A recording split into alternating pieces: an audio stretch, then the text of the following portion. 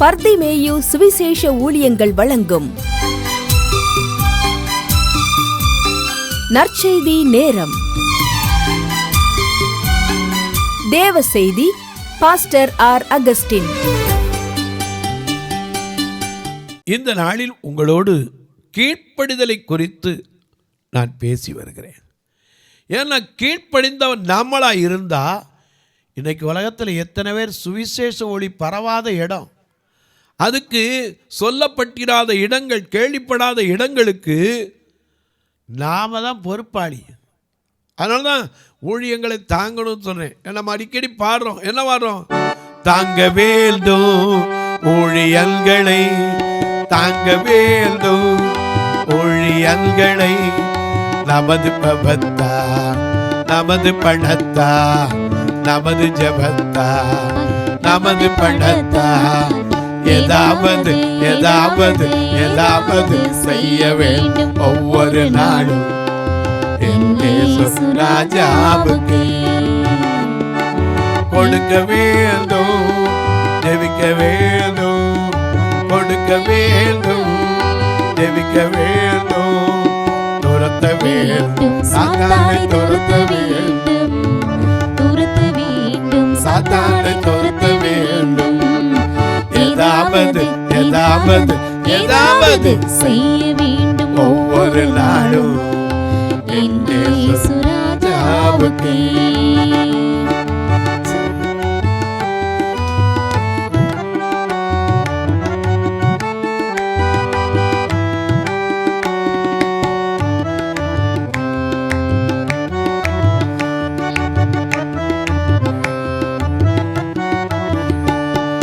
செல்ல வேண்டும் தேசமெங்கிலும், செல்ல வேண்டும் தேசமெங்கிலும், சொல்ல வேண்டும் இயேசுவின் சுவிசேஷத்தை, சொல்ல வேண்டும் இயேசுவின் சுவிசேஷத்தை.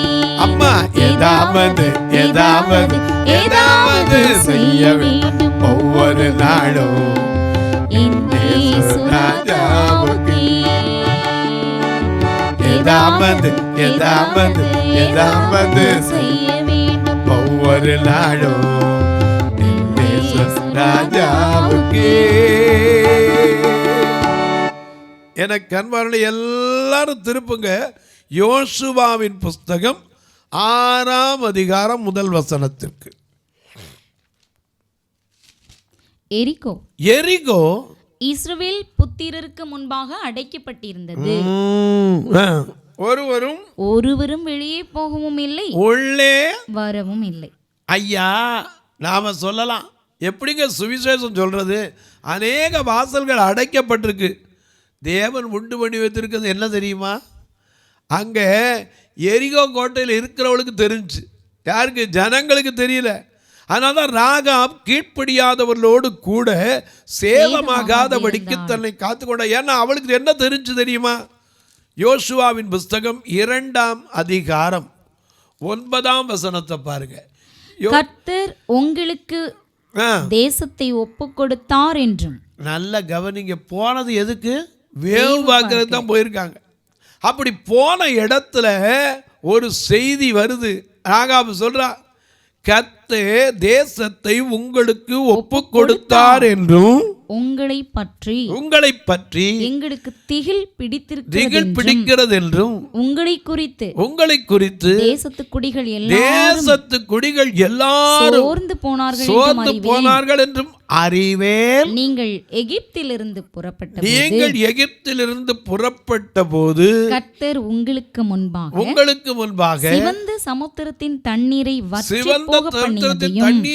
வற்றி போக பண்ணினதையும் நீங்கள் யோர்தானுக்கு அப்புறத்திலே சங்காரம் பண்ணின எமோரியரின் 2 ராஜாக்களாகிய சீகோனுக்கும் ஓகுக்கும் செய்ததை கேள்விப்பட்ட போது எங்கள் இருதயம் கரைந்து போயிற்று. உங்களாலே எல்லாருடைய தைரியம் அற்று போயிற்று. உங்கள் தேவனாகிய கர்த்தரே, உங்கள் தேவனாகிய கர்த்தரே உயர வானத்திலும் கீழே பூமியிலும் தேவனானவர். இப்போதும் நான் உங்களுக்கு தயவு செய்தேன். அதுக்கு அவர் ஒரு ஜெபம், அந்த இடத்துல ஒரு ஜெபத்தையும் வைக்கிறார். ஏன்னா உங்கள் தேவனாகிய கர்த்தர் ஒருவரே கர்த்தர் எங்களுக்கு தெரியும். நீங்கள் அந்த பாதையை குறித்து கேள்விப்பட்ட போதே எங்களுக்கு பயம் உண்டாயிருச்சு. எனக்கு அன்பான சில நேரத்தில் நாம் நினைக்கும் அடைக்கப்பட்டிருக்கு, அங்கே அவனுக்கு தெரியும் ஆண்டவர் யாருங்கிறது தெரியும். நாம் போய் செய்ய வேண்டியதுக்காக போய் தான் வழி திறந்து கொடுப்பார். அடைக்கப்பட்ட எரிகோ எப்படி திறந்துச்சு? கீழ்ப்படிதல் தான், இல்லாட்டா எப்படி திறக்கும்? ஆண்டவர் என்ன சொன்னார்? 6ஆம் அதிகாரம் 2ஆம் வசனத்தை பாருங்க. கர்த்தர் யோசுவாவையும் இதோ எரிகோவையும் அதன் ராஜாவையும் யுத்த வீரரையும் உன் கையில் ஒப்புக்கொடுத்தேன். யுத்த புருஷராகிய நீங்கள் அனைவரும் சூழ்ந்து ஒரு தரம் சுற்றி வாங்க. இப்படி 6 நாள் செய்ய கடவீர்கள். இப்படி 6 நாள் செய்ய கடவீர்கள். 7 ஆசாரியர். அது மட்டும் இல்ல, 6 நாள் என்ன செய்யணுமா? ஒரு தடவை சுத்தி வரணும். ஒரே தடவை சுத்தி வரணும், அவ்வளவுதான். நாமளா தான் என்ன சொல்லியிருப்போம்? சுத்தி வந்தா என்ன நடக்கும்? இவ்வளவு பெரிய கோட்டை, அது 6 குதிரை ஒன்று போல ஓடக்கூடிய கோட்டை. அரங்கத்தில் ஒருத்தர் வீடு கட்டியே உட்கார்ந்துருக்கா. உள்ள ஒருத்தரும் போக முடியாது, வரவும் முடியாது. ஆனால் அதை கடந்தால் தான் போக முடியும். இப்படிப்பட்ட சூழ்நிலையிலே கர்த்தர் அங்கே இருக்கிறவங்களுக்குள்ள மனசில் பேசிட்டார். நீங்கள் வந்த பாதையை கேட்டபோது எங்களுக்கெல்லாம் பயம் உண்டாயிடுச்சுப்பா, எங்கள் தைரியம்லாம் போயிடுச்சு. உங்கள் தேவனை தவிர வேறு தேவன் இல்லை, அவங்களுக்கு தெரியுது. ஆனால் இங்கே உட்காந்துட்டு இவன் ஒருவேளை ஆண்டவர் சொன்னார் ஒவ்வொரு நாளும் சுற்றி வாங்க அப்படின்னு சொன்னவர் இன்னொரு கட்டளையும் கொடுத்தார். ஒருத்தரோடு ஒருத்தர் என்ன செய்யக்கூடாது? பேசிடக்கூடாது. பேசிட்டா என்ன ஆயிரும்? ஒருத்தன் சொல்லுவான், ஆமையா இதை சுற்றி வந்தா இடிச்சிருமா? எப்படி இடியும்? அந்த கோட்டையுடைய ஸ்ட்ராங்கன்னா அது எப்படி கட்டியிருக்கான்? இந்த காலத்து கட்டடம், அது அந்த காலத்து கட்டடம் அவ்வளோ ஸ்ட்ராங்காக இருக்கும். உடனே இன்னொருத்தர் தெரியுப்பார், எங்கள் காலத்துலாம் பாரு கட்டடம் எப்படி கட்டாது தெரியும், இப்போல்லாம் என்னையா கட்டடம்மா. உடனே ஒருத்தன் சொல்ல இன்னொருத்தன் ஆமா போட்டு, அவன் சொல்ல இவன் ஆமா போட்டு, கடைசியில் என்ன ஆயிரும்? விசுவாசமே போயிடும். அதுக்காக தான் ஆண்டவர் பேசக்கூடாதுன்ட்டார். மௌனமாயிருக்க ஒரு காலம் உண்டு, பேச ஒரு காலம் உண்டு.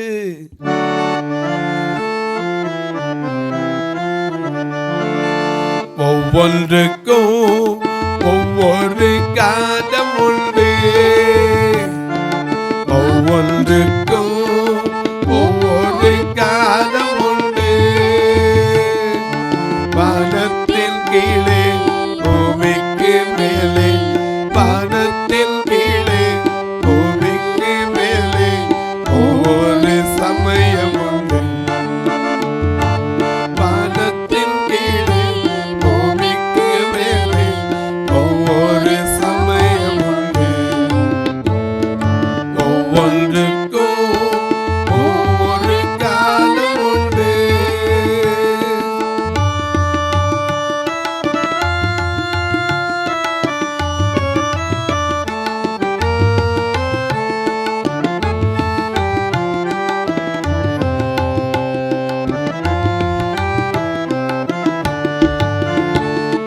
பிறக்க ஒரு காலம் உண்டு, பிறக்க ஒரு காலம் உண்டு, பிறக்க ஒரு காலம் உண்டு, பிறக்க ஒரு காலம் உண்டு, நட ஒரு காலம் உண்டு, காலம் உண்டு, கௌனமாவேச காலம் உண்டு, பேச ஒரு காலம் உண்டு. ஒவ்வொன்றுக்கும் ஒவ்வொரு காலம் உண்டு. வானத்தில் கீழே பூமிக்கு மேலே ஒவ்வொரு சமயம் உண்டு. ஒவ்வொன்றுக்கும் ஒரு காலம் இருக்குங்க, பொறுமை இருக்கணும். அதனால வெளிப்படுத்தல் 3:10 வாசிக்கிறோம். பொறுமையாக இருந்தால், நம்பிக்கையாக இருந்தால் ஆண்டவர் ஒரு பெரிய ஆசீர்வாதத்தை வச்சிருக்கார். வெளிப்படுத்தின விசேஷம் என் பொறுமையை குறித்து என் பொறுமையை குறித்து சொல்லிய வசனங்களை நீ காத்து கொண்டபடியினால் பூமியில் குடியிருக்கிறவர்களை சோதிக்கும்படியாக, பூமியில் குடியிருக்கிற உன்னை என்னை சோதிக்கும்படியாக, பூச்சக்கரத்தின் மேலெங்கும் வரப்போகிற, பூச்சக்கரத்தின் மேலெங்கும் வரப்போகிற சோதனை காலத்திற்கு தப்பும்படி, சோதனை காலத்திற்கு தப்பும்படி நானும் உன்னை காப்பேன். ஏன்னா நம்மளை பத்தி தெரியும். 8ஆம் வசனம் அழகா கிரியைகளை அறிந்திருக்கிறேன். உனக்கு பலம் எவ்வளவு கொஞ்சம் பலன் இருந்தும் நீ என் நாமத்தை மறுதலியாமல் என் வசனத்தை கை கொண்டபடியினாலே இதோ உனக்கு முன்பாக திறந்த வாசலை வைத்திருக்கிற ஒருவர் அதை என்ன செய்ய முடியாது, பூட்ட மாட்டார். ஆமா, நாம தான் நினைக்கிறோம் அடைக்கிறோம், அங்க ஏற்கனவே திறந்து வச்சிருக்காரு. அதனாலதான் ராகாப் சொல்றா, நாங்கள் உங்களை குறித்து கேள்விப்பட்ட காரியம் எங்களுக்கு எல்லாருக்கும் சோர்வை உண்டாக்கிருச்சுப்பா, பயத்தை உண்டாக்கிருச்சுப்பா, எல்லாருடைய பயமும் அத்து போச்சுப்பா, தைரியமே இல்லைப்பாங்கிறான். இங்கே கோட்டைக்கிட்ட இருந்து எவ்வளோ பெரிய கோட்டை, எவ்வளோ பெரிய கோட்டை, இவன் பேச ஆரம்பிச்சிட்டான்னா அதுக்காகத்தான் பேசக்கூடாதுன்னார்.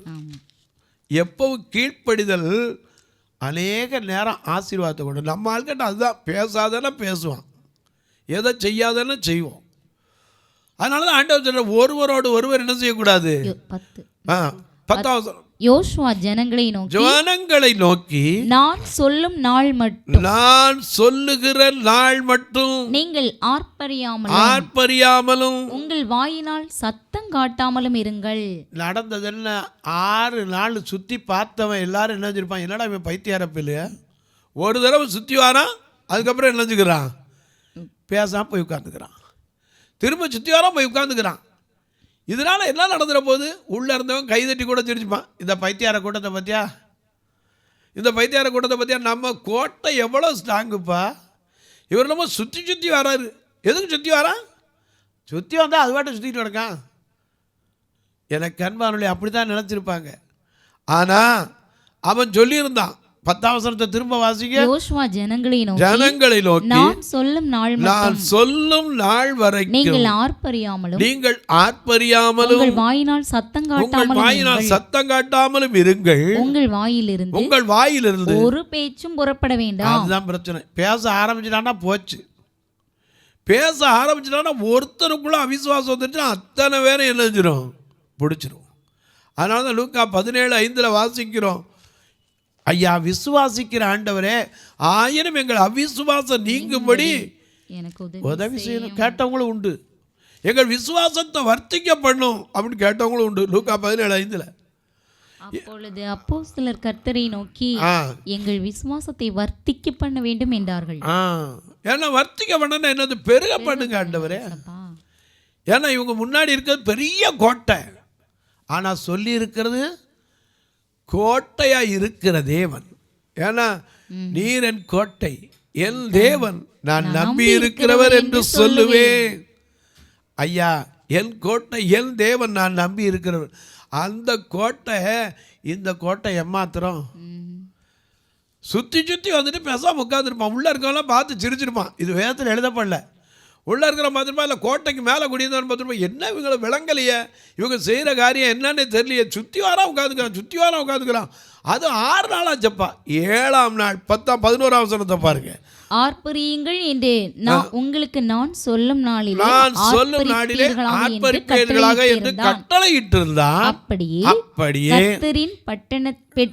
கர்த்தரின் பெட்டியை பட்டணத்தை சூழ்ந்து ஒருவரை சுற்றி வர பண்ணினார். அவர்கள் திரும்ப பாளையத்திலே வந்து பாளையத்தில் ராத்தங்கினார்கள். யோசுவா அதிகாலமே எழுந்திருந்தான்.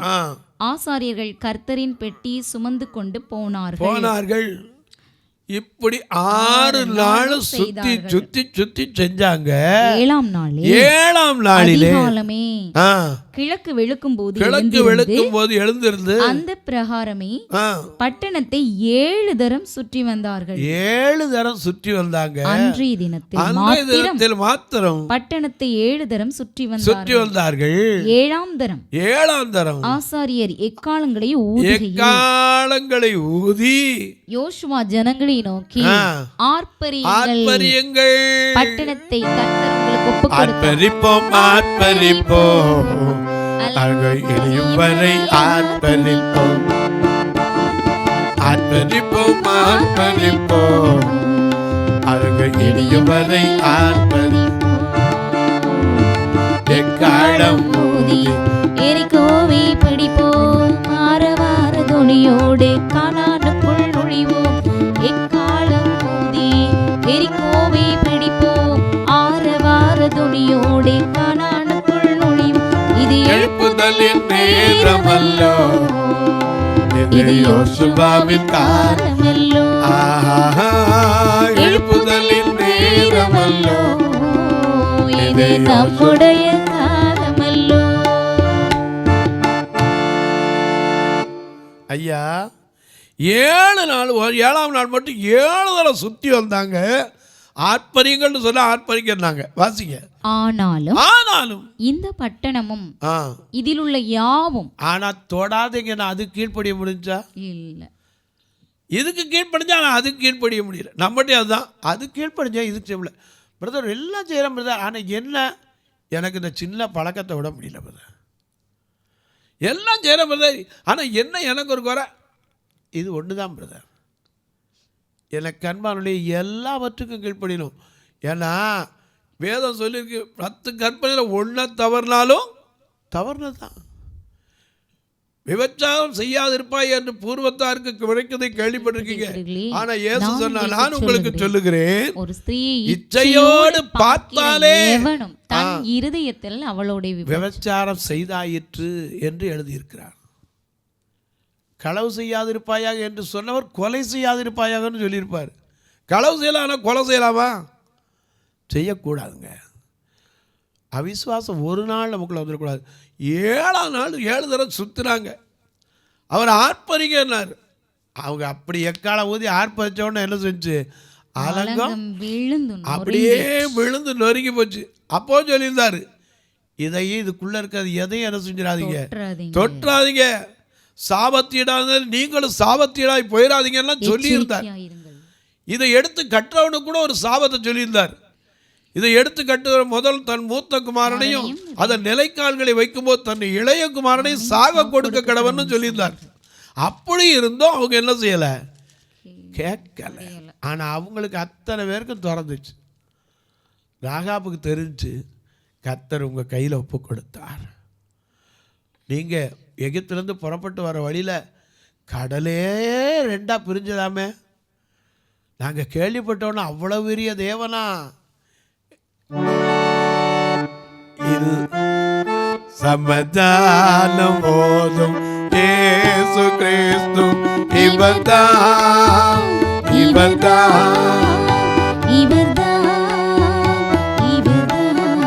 நமதாதி பிதாவின் திருப்பலர் இவர், அன்று குல இவர், அன்று மேல இவர், சமாதானம் போதும் இயேசு கிறிஸ்து இவர்தான்.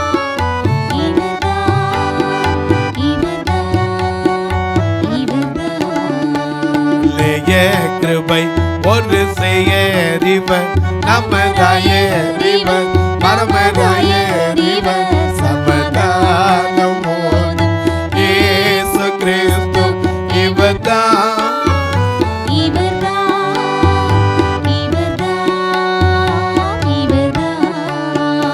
ஆனந்த மோட்ச பள்ளி காட்டி நாரி, நிலை நாட்டி நாரி, முடி சூட்டி நாரி, சமாதானம் போதும் இயேசு கிறிஸ்து இவர்தான்.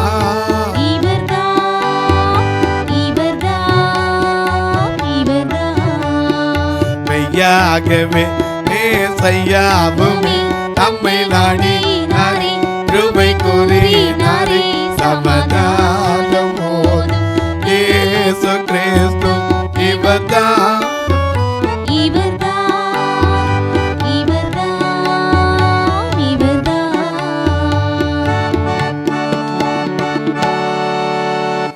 எனக்கு கண்பானே அவங்களுக்கு தெரிஞ்சிருச்சு. ஆனால் இவங்களால் கீழ்ப்படிய முடிஞ்சா? கடைசியில் சாபத்தீடானதை தொட்டு இவங்களும் சாவத்தீடாந்து போயிட்டாங்க.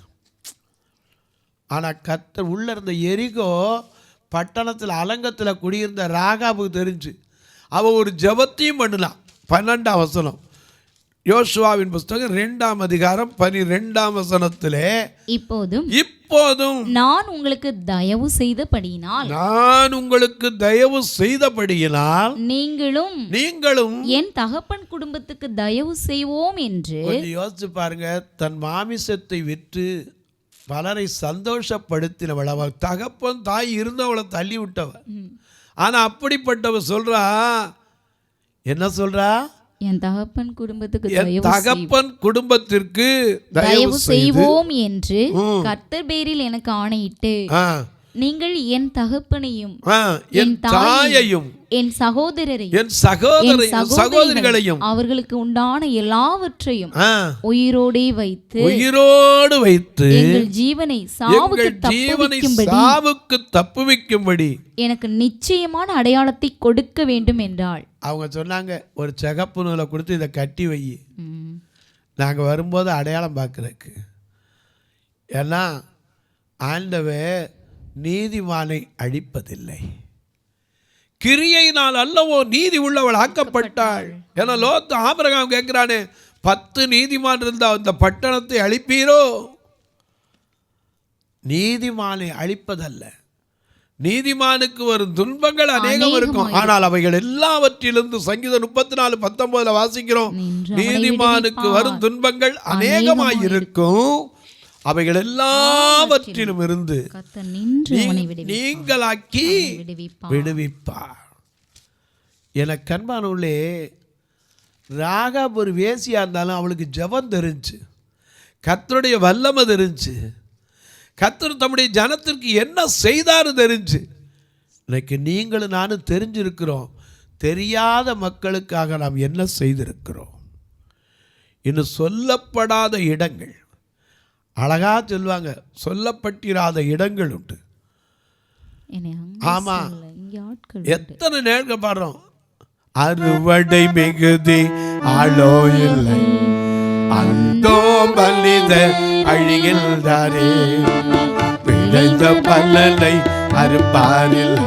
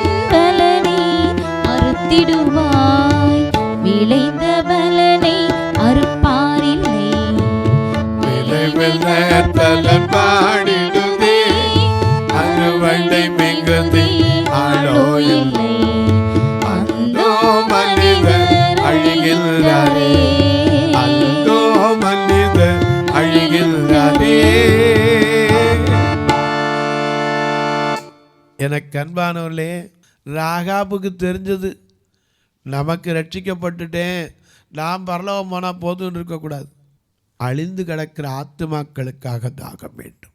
தொலைக்காட்சியில் பார்க்கிற என் அன்பு மக்களே, இந்த நிகழ்ச்சியை பார்க்கிற நீங்கள் செல்லக்கூடாத இடங்கள் இன்னைக்கு இருக்கு. எத்தனையோ மக்களுக்கு சுவிசேஷம் அறிவிக்கப்படாத இடங்கள் இருக்கிறது. எப்படி சொல்லாட்டா கேட்பாங்க? வசனம் சொல்லப்படாட்டா எப்படி தெரியும்? விசுவாசி அப்படி வரும். நீங்களும் நானும் அதற்கு பொறுப்பாளிகள் என்பதை அறிந்து, ஆண்டவரே உம்முடைய கட்டளைகளுக்கு கீழ்ப்படுகிறேன் ஒப்பு கொடுக்கிற ஒரு கூட்டத்தை தான் கர்த்தர் எதிர்பார்க்கிறார். நீங்கள் புறப்பட்டு போய் சகல ஜாதிகளையும் சீஷராக்குங்கள் சொன்னாரே. நான் உங்களுக்கு சொன்னதெல்லாம் கை கொள்ளும்படி அவளுக்கு உபதேசம் பண்ணுங்க. உபதேசம் பண்ணுகிறதுக்கு போக முடியாமல் இருக்கலாம், ஆனால் போ அல்லது அனுப்பு என்று சொல்லப்பட்டபடி எத்தனை பேர் அனுப்பி இருக்கிறோம்? தொலைக்காட்சியில் பார்க்கறதோடு விட்டுறாமல் ஒரு வார்த்தை ஜெபம் பண்ணுங்க. இந்த ஊழியத்தின் தேவைகள் சந்திக்கப்பட ஜெபம் பண்ணுங்க. எத்தனையோ கட்டுமான பணி இன்னும் நடக்காமல் இருக்குது. பார்வையற்ற மக்களை கூட்டிகிட்டு வர்றது கூட ஒவ்வொருத்தரெலாம் சொல்கிறாங்க, நாங்கள் 4 வேன் எங்கள் சபையில் இருக்குங்கிறாங்க. சந்தோஷம், ஆண்டவர் ஆசீர்வதிக்கட்டும். எங்கிட்ட இன்னும் ஒரு வேனும் கண்டு வைக்க முடியல. ஏன்னா ஒரு ட்ரிப்பில் ஒரு 30 பேர் 20 பேரை கூப்பிட்டு வர மாதிரி ஒரு பழைய மகேந்திரா வேனை கூட வாங்க நான் நினச்சிக்கிட்டு தான் இருக்கேன். ஆண்டவர் தான் ஆசீர்வதிக்கணும். ஆண்டவர் ஏவினா கர்த்தர் இதற்கென்று உதவலாம். ஏன்னா அழைத்து வர ஒவ்வொரு ஞாயிற்றுக்கிழமையும் எனக்கு பிறந்தாலே ஐயோ இந்த வாரம் என்ன செய்ய போகிறோம், வர்றவங்கள சாப்பாடு கொடுத்து அவங்கள திரும்பி கொண்டு விட்டு குறையில்லாமல் அனுப்பணும். ஏன்னா வழியில் அவங்க கொண்டு போயிட்டு அந்த வசனமே பிரயோஜனமில்லாமல் போயிடும். கர்த்தர் ஏவினால் நீங்களும் ஒரு நாள் ஆத்துமாக்களை அழைத்து வர உதவலாம், உணவு கொடுக்க உதவலாம், அவங்களுக்கு ஒரு ஊன்றுகோல் கொடுக்க உதவலாம், கட்டுமான பணிக்கு உதவலாம், அல்லது ஒரு ஃபியூனரல் ஃபண்டுக்கு உதவலாம். கிறிஸ்மஸ் காலத்தில் எத்தனையோ கவர் வரும், ஆனால் நாங்கள் அதுக்காக கவர் போட்டு நான் அனுப்புகிறதே கிடையாது என்றைக்கும். ஐயா கர்த்தர் உங்களை ஏவினால் நீங்களும் இதை தாங்கலாம். ஆனால் மறுபடியும் சொல்லுவேன், கட்டாயம் அல்ல, விசனமாய் அல்ல. ஒருவேளை ஐயா நாங்கள் எப்படி தொடர்பு கொள்ள, இதில் 2 நம்பர் வரும், ஜிபே ஃபோன்பே. நாங்கள் கணக்கு வைக்கிறதுக்கு உண்டா பிரதர்? 84 388 52 500 8438852500. இதில் அடித்து பாருங்கள், உங்களுக்கு அதுவே தெரியும். அதில் அனுப்பிட்டு நீங்கள் எனக்கு வாட்ஸ்அப்பில் அனுப்பலாம். அப்படி சொல்லி கொண்டாலும் உங்களுக்கு அதற்கான ரசீதை கொடுப்போம், நீங்கள் கணக்கில் வைத்து கொள்ளலாம். இப்போ உங்களுக்காக ஜெபிக்கட்டுமா? நல்ல பிதாவே, நன்றியோடு துதிக்கிறோம் சுவாமி. இந்த அருமையான நாளிலே கீழ்ப்படிதலை குறித்து நாங்கள் கற்று வருகிறோம். எங்களுக்கு கொடுக்கப்பட்ட பொறுப்புக்கு நாங்கள் கீழ்ப்படிதல் உள்ளவர்களாக இருக்கிறோமா? எங்கள் கையில் ஒப்புவிக்கப்பட்டதற்கு நாங்கள் கீழ்ப்படிந்தவர்களாக நடக்கிறோமா? நாங்கள் செய்கிற பணியில் கீழ்ப்படிதல் இருக்கிறோமா? தேவன் கொடுத்த கட்டளையை ஏதாவது ஒன்றை செய்வதற்கு என்னை எங்களை தகுதிப்படுத்த சுவாமி. இந்த ஊழியத்தை தாங்குகிற, ஜெபிக்கிற, கொடுக்கிற எல்லா மக்களையும் ஆசீர்வதி. பிறந்த நாள் திருமண நாளை நினைவு கூறுகிறவர்களுக்காய், வியாதி படுக்கையில் இருப்போருக்காய், படித்து வேலை இல்லாமல் காத்திருக்கிற மக்களுக்காய், கடன் பாரத்தில் கண்ணீர் வடிக்கிற மக்களுக்காய், ஐயோ இத்தனை ஆண்டுகளா எனக்கு இருக்கிற நோய் ஸ்கேனில் தெரியலை, எந்த ஸ்கேன் எடுத்தாலும் ஒன்றுமே இல்லை டாக்டர் சொல்கிறாங்க, ஆனால் எனக்கு அந்த நோயில் விடுதலை இல்லைன்னு சொல்லி புலம்பிக் கொண்டு இருக்கிற ஒவ்வொருவருக்காய் ஜெபிக்கிறேன். கர்த்தருடைய கரம் அவர்களுக்கு அதிசயம் சேட்டும். வானத்திலும் பூமியிலும் சகல அதிகாரம் கொண்ட இயேசு கிறிஸ்துவின் ஈடு இடையற்ற வல்லமையுள்ள நாமத்தில் ஜெபிக்கிறேன் நல்ல பிதாவே, ஆமென். சபை ஆராதனை ஞாயிறு காலை 10 மணி முதல் 12 மணி வரை. இடம் பர்திமேயு சுவிசேஷ ஆலயம், அன்னை சத்யா நகர், இளமனூர் அஞ்சல், சக்கிமங்கலம் வழி, மதுரை மாவட்டம். பின்கோட் 625201 மற்றும் பர்திமேயு சுவிசேஷ ஜெப வீடு, flat number 107, Eden garden, Muthur, Tirunelveli. Pin code 627011. சிறப்பு உபவாச கூட்டம் ஒவ்வொரு மாதமும் 2வது சனிக்கிழமை காலை 10 மணி முதல் 1 மணி வரை நாகர்கோவில் YMCA ஹாலில் வைத்து நடைபெறுகிறது. மற்றும் ஒவ்வொரு மாதமும் 4வது சனிக்கிழமை காலை 10 மணி முதல் 1 மணி வரை திருநெல்வேலி புதிய பேருந்து நிலையம் அருகில் உள்ள கிரேஸ் ஹாலில் வைத்து நடைபெறுகிறது. எங்கள் எல்லா ஆராதனைகளிலும் கலந்து கொண்டு தேவனை மகிமைப்படுத்த அன்பாய் அழைக்கிறோம். உங்கள் உதாரத்துவமான காணிக்கைகளினால் இவ்வூழியத்தை தாங்க விரும்பினால் R Augustine, account number 5021364331, IFSC code IDIB 000B066, Indian bank, BP குளம், Madurai. GPay number 9842181917, BGM ministries மற்றும் 9442559772, பிளைண்ட் மினிஸ்ட்ரீஸ் அகஸ்டின். உங்கள் தொடர்புக்கு பாஸ்டர் ஆர் அகஸ்டின், பர்திமேயு சுவிசேஷ ஊழியங்கள், நாகமலை, புதுக்கோட்டை, மதுரை 625019. தொலைபேசி எண்கள் 98421 819117 மற்றும் 9442559772. கர்த்தர் தாமே உங்களை ஆசீர்வதிப்பாராக.